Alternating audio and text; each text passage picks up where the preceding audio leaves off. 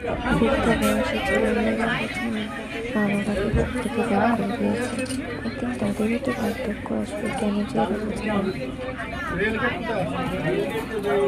এই ট্রেনে যদি তুমি পড়ে যাও তাহলে কি হবে তোমার? এই ঠান্ডার মধ্যে সকালবেলা ট্রেনে তুমি উঠেছো।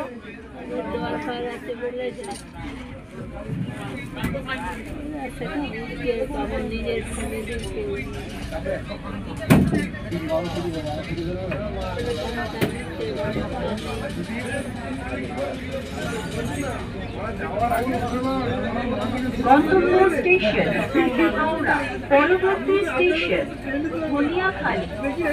বাড়ি থেকে বার করে দিয়েছে, কি অবস্থা, কেউ নেই, ট্রেনে ঢুকে পড়ছে।